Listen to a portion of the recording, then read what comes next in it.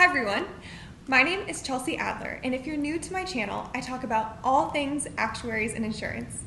I am so excited about this new series I'm starting, where I sit down with some of the most incredible and inspiring individuals who also just so happen to be actuaries. In this first video, you'll get a chance to meet Josh Taub, who currently works as an instructor for the Infinite Actuary, or TIA, among many other incredible things. His prior work experience includes both traditional and non-traditional actuarial work. He and his wife now invest in early stage startups and give back in a variety of different ways. I had so much fun getting to know Josh, and I'm thrilled to be able to share this interview with you because I think there's so much wisdom shared that you will benefit from. In fact, there's so much good stuff that I actually decided to divide this video into two parts. In the first video, we started with Josh's early career and advice that he has for actuaries just starting out. Then, we talked about his transition into a non-traditional actuarial role and how to leverage that opportunity to get the most out of the experience. Then, we wrapped up with some learnings that Josh had from his time in the InsurTech world. If you want to check that out, I've included a link in the comments below. In part two, we shift gears a little bit and talk about Josh's role at TIA and what his day-to-day work looks like as an instructor. Then we shift gears into the benefits of volunteering and how that can enrich your career over the long term. We also discuss startups, venture capital, angel investing, and more. We wrap up our discussion by getting to hear a little bit more about Josh's passions outside of work. So if you're ready, let's get to it. Speaking of flexibility, I want to transition to talking about your role at the Infinite Actuary, a job that, from my perception, seems like it has a ton of flexibility and affords you the opportunity to travel and do some exciting things at the same time. Yeah. So can you share for folks a little bit about how you landed this role? Because there really aren't that many opportunities like this out there. And so I'd love to hear more about kind of how you made that transition. Sure. Yeah. So when I was after I left Farmers, I had been there about 10 years and wanted to continue to grow and try something different now outside of Farmers, since I'd spent all my career just at Farmers at that point. And I really wasn't sure what I was going to do next. I was kind of really open-minded at the time about, even non-actuarial type roles, going back to like the programming or business, physics, all that kind of stuff that I'd studied in college. And one of the things that crossed my mind was that early, even in my college days, I'd had this vision of kind of retiring into being a physics professor or something like that, because I'd always been interested in, like I said, learning and sharing that learning with other people.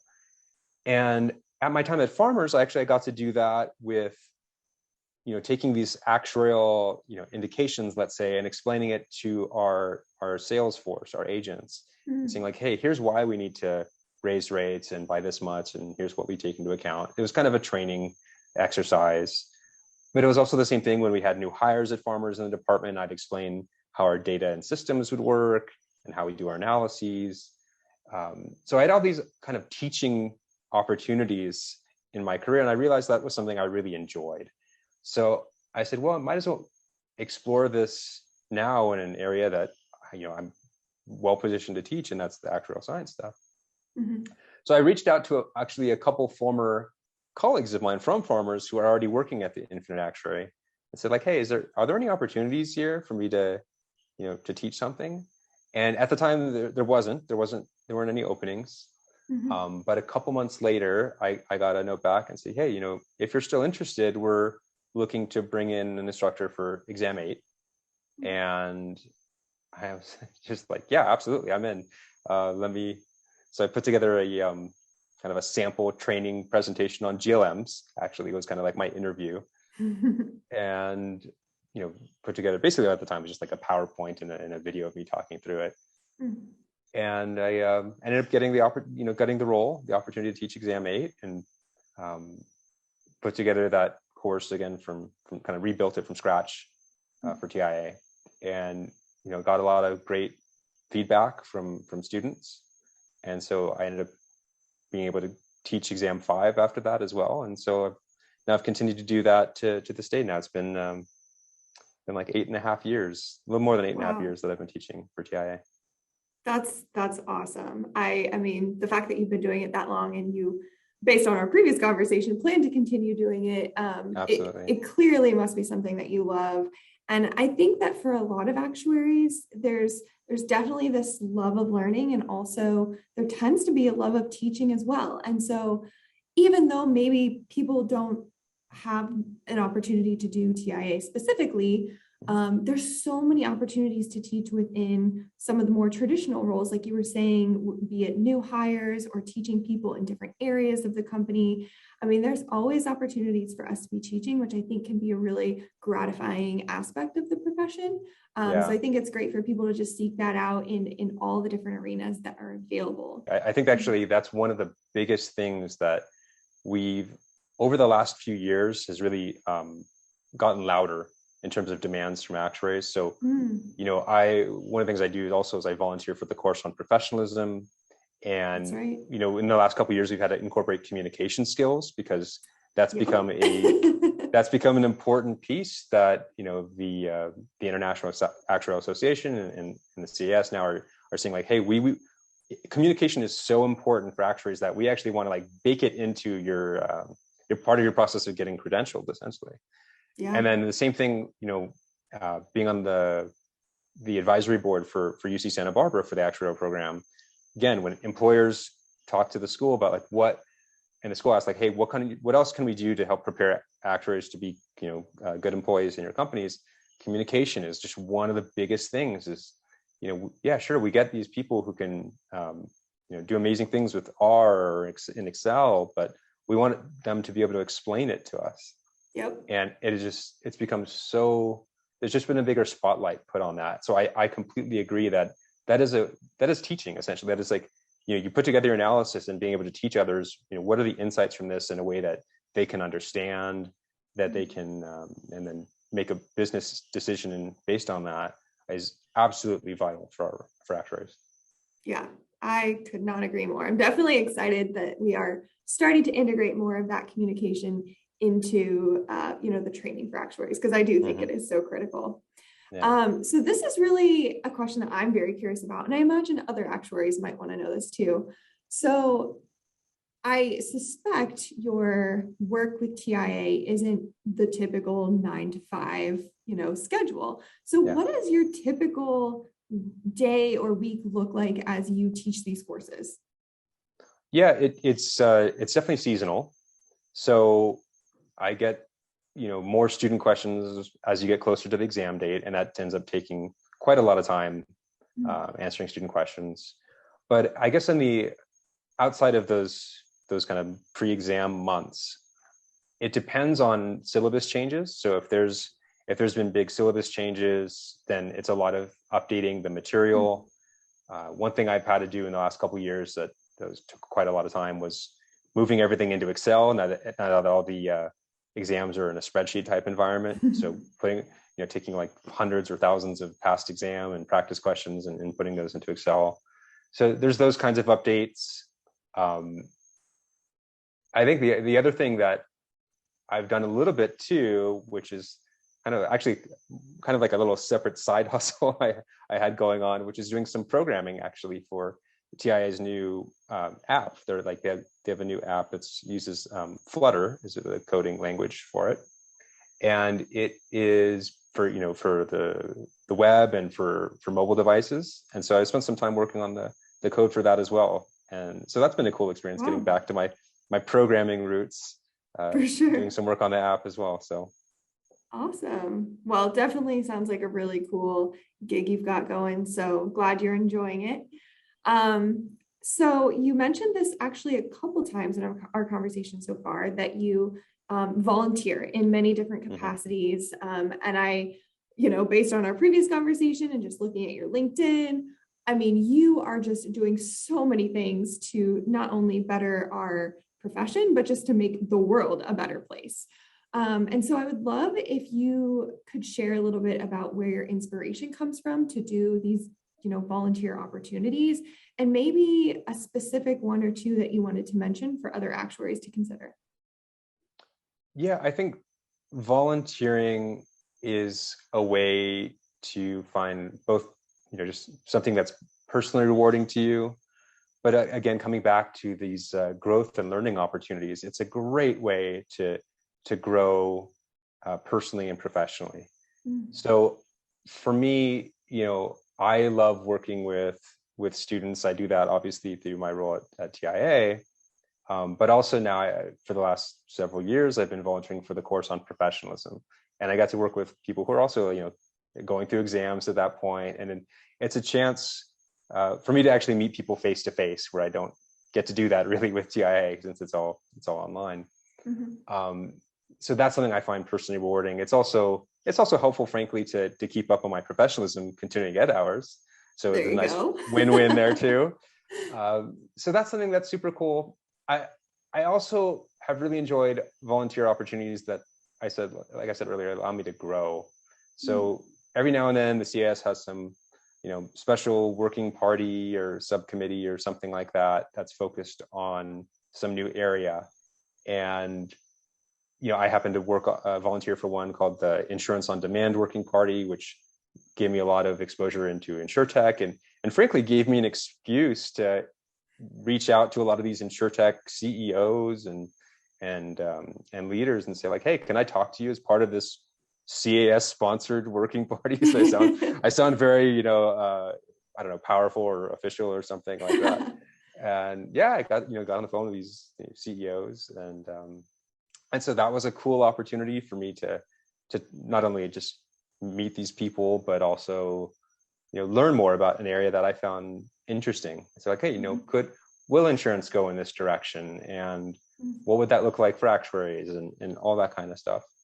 So yeah, and then I guess I'd also add I've also found it really rewarding to volunteer just outside of actuarial opportunities. So I volunteered with an organization a couple years ago called the Technovation Challenge, which helps kind of young girls get into coding.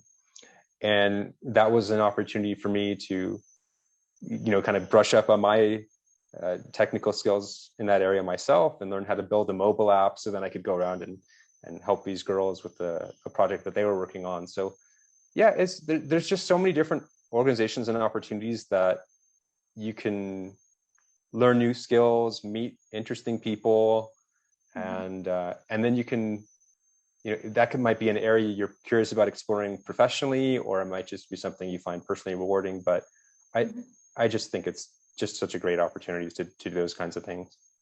Yeah, I couldn't agree more. And I think you really hit on a lot of the benefits. I mean, certainly volunteering is to help other people, but you honestly get rewarded so much yourself. And I love kind of what you're talking about with like meeting the CEOs through the Insurance on Demand group. Yeah. It's like, networking can be kind of awkward sometimes, and like it can be unnatural to like meet people. But if you do something like that and you have an excuse to reach out and get to know people, yes, I just think that can help, and that can be a really more natural way to get connected to different people and just to get to hear different perspectives. So I think that's really, really great. I think one helpful way to reframe things is think of yourself as your own business. Instead of just thinking of yourself as like an employee that will do whatever some employer says and you get paid for it. But like, if you were to, be independent, be your own business, what would you want to do? How would you want to, grow your business? What are the things that you'd want to do? What are the, how much would you want to get paid for that? And that way you can be more essentially thoughtful and strategic about the things that you want to do.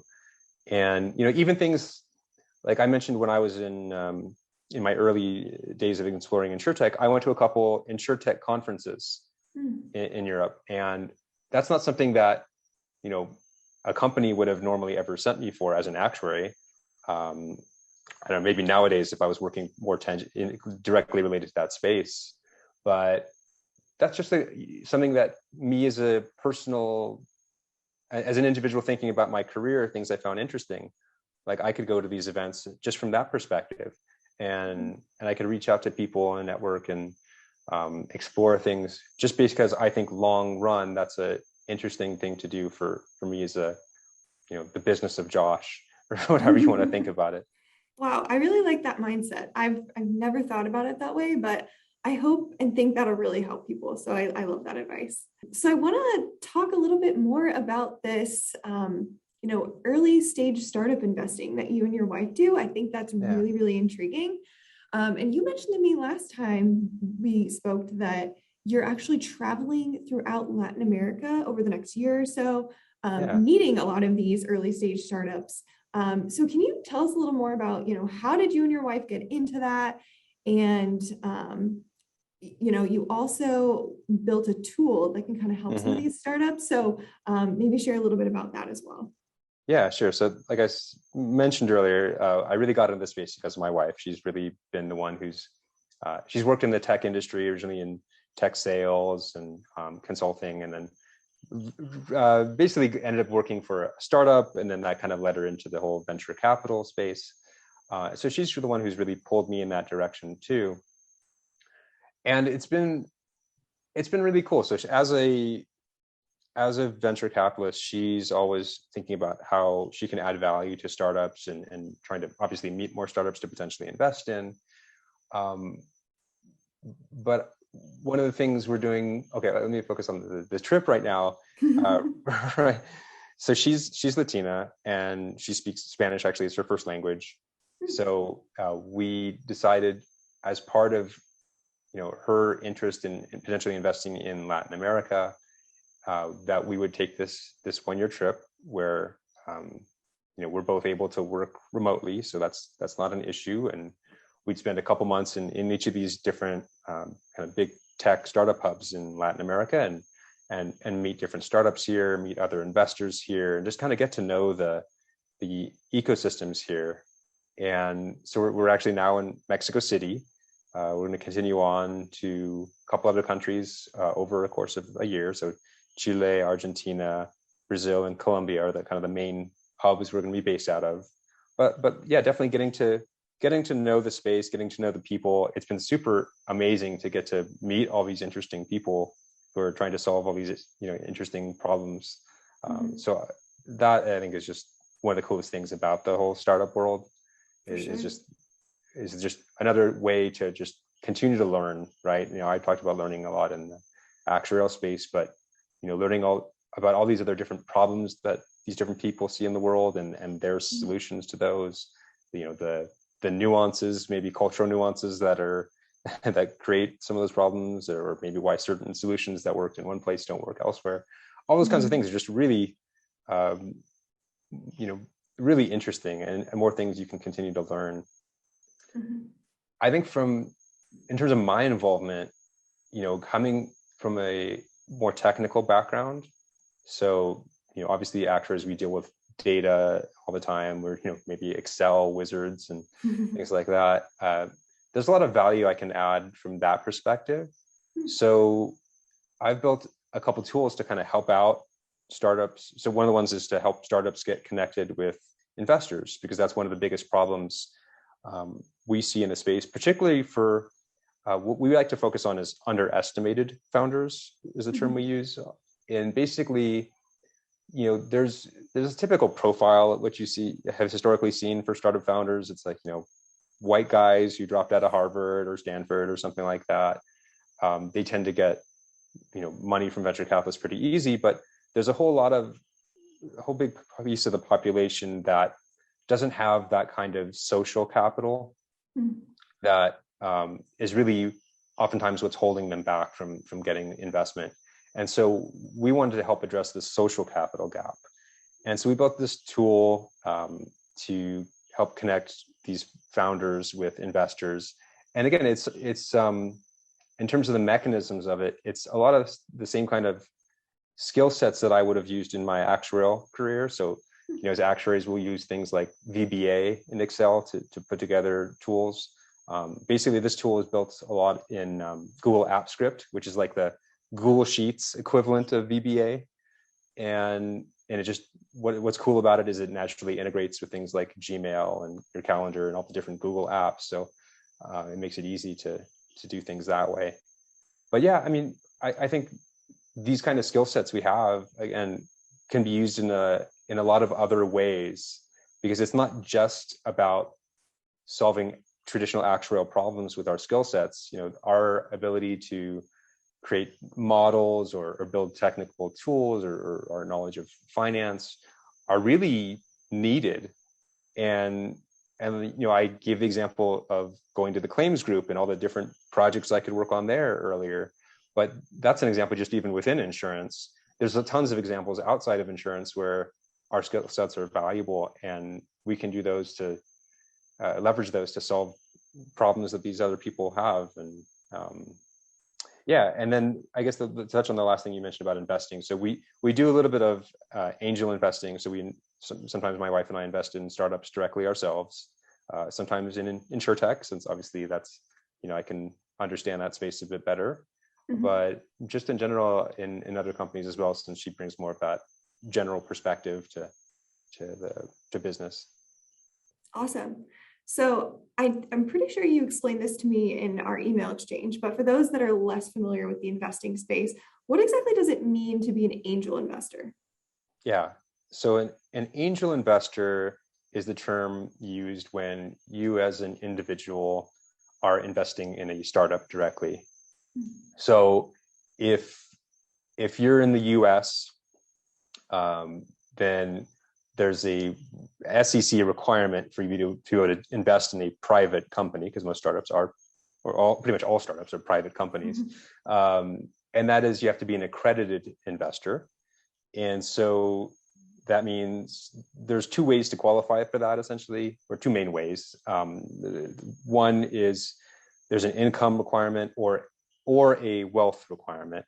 So income, it's you have 200K as an individual or 300K with your spouse if you're married, or the wealth requirement is $1 million in net worth outside of your main home.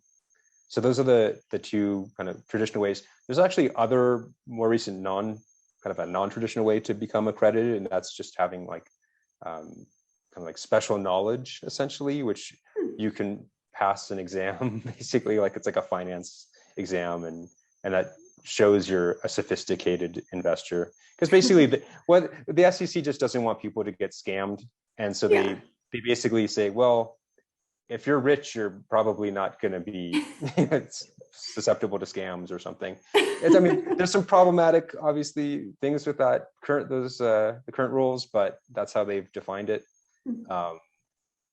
But yeah, assuming you do meet one of these criteria to be accredited, you can invest directly in startups. And so, it can frankly be as simple as you have some connection to a startup founder, and if they're in the early stages of their company, you could just say hey, can I invest some amount of money in your company, and you'll give me some stock that it's not going to be tradable because it's private, but you'll hang on to it for hopefully a long time, and hopefully that becomes very valuable one day as the company grows. And and if you're for actuaries, obviously the natural place would be to talk to other InsurTech CEOs and founders, because you can probably add a lot of value besides just whatever amount of money you put in, but you can give advice based on your own experience. And just in terms of amounts, a lot of times for angel investing, some people can write really big checks if they're very wealthy. But it's actually pretty common for angels to even write like $1,000 check into a startup. And so it's not totally inaccessible, assuming, again, you can be accredited and all that. Awesome. Well, thanks for going into those details. I personally don't know a lot about that space, so I think that'll be really interesting for others to hear. So as we look to wrap up our discussion, we've talked a lot about your just incredible profession, the amazing volunteer work that you've been doing. But I really love to highlight who people are outside of work, because there's just so much more to us as people and humans. So what are some things that you, Josh, are really passionate about outside of work? Yeah, I think kind of more classic answer would be travel. Love traveling with my wife. Love exploring new places, food, culture, and definitely meeting people all over the world has been just so interesting and rewarding. So, we definitely like to travel a lot, especially internationally. So we've been to like 70 countries now, Wow. and yeah, so we're definitely big travelers. Um, and that's something that I foresee as continuing to do. I mean, frankly, to be honest, we work a lot because it's just we love to grow, both my wife and myself. Mhm. And there's so much learning that you can do with working on different projects, and that learning is just so interesting and rewarding. And then when you can apply that and build something that's useful and helpful to someone else, then that's again even more rewarding. And so that's something that frankly I spend a lot of time on, we spend a lot of time on. And yeah, just coming back to it, anytime in general you can be helpful to other people, anyone in the world, um, that's just the most rewarding thing. So whether it's through volunteering, whether it's through just your day job, frankly, and you just deliver a great service, Yeah. or yeah, whatever, however it looks, I think is just something that I find really enjoyable and valuable in life. So before we wrap up, I just want to see if there's any last pieces of advice that you would give to aspiring actuaries or just people in their, middle of their career journey. Any parting thoughts before we go? I guess the thought I'd have would be, kind of taking that ownership your of your life and your career. It's something I alluded to earlier in terms of like thinking about yourself as a business, but um, you set that vision for yourself, what you want your life to look like.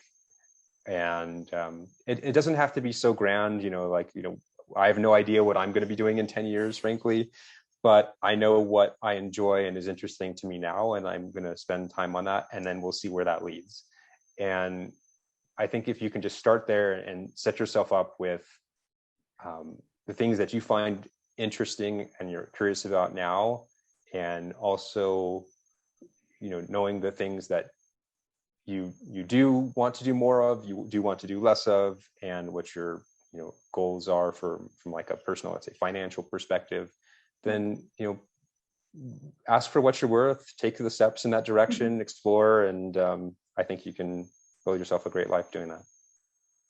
Well, that is fantastic advice, and just truly appreciate your time today, Josh. Again, I think so many people are going to learn a ton from you just sharing your experience and your knowledge and some really great advice along the way. So thank you again. I hope that you continue to enjoy your travels and look forward to connecting again in the near future.